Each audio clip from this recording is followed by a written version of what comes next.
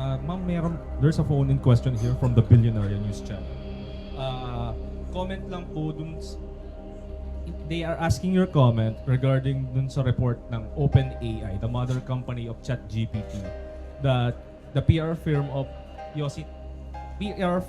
son of Yossi Tanco, a billionaire, is behind the anti-Sara Duterte post online using ChatGPT platform. Your comment, ma'am. Oo. Actually, hindi lang yung kay Tanco, no, ang kumpanya na nagpapatakbo ng program na anti-Sara Duterte online, anti-Duterte online, no. Meron pang mga ibang kumpanya na alam namin na ganun yung ginagawa nila at alam din namin na bayad sila.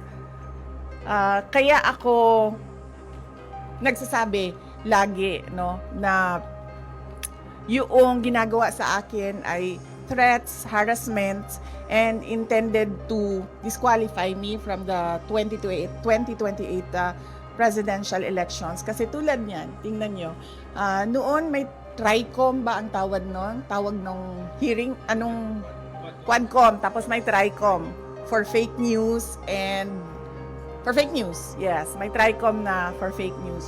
Pero kung makikita nyo, ang mga tinawag nila doon ay mga lehitimong owners ng Facebook account using their freedom of speech and expression. Mga lehitimong social media personalities na nagbibigay ng kanilang opinion na hindi naman bawal sa batas, pero nakakalungkot kasi yung kanilang opinion pro-Duterte, pro-Sara Duterte, at yun ang iniimbestigahan. Pero ang mga tulad nito, na mga kumpanya na ang negosyo nila ay gumagamit ng mga program para sirain ang pangalan ng isang tao, ay hindi man lang kahit isang beses tinawag doon sa TRICOM na investigation ng House of Representatives. So yan, nagpapakita na itong lahat ay ano lang talaga, politika at harassment sa mga kalaban sa politika ng administrasyon. Hindi na yan ang galing sa amin, sir, ha? Hindi na kami nagsasalita kung anong mga panggigipit ang ginagawa sa amin. Tumatahimik na lang kami, yung mga kaalyado namin tumatahimik na lang.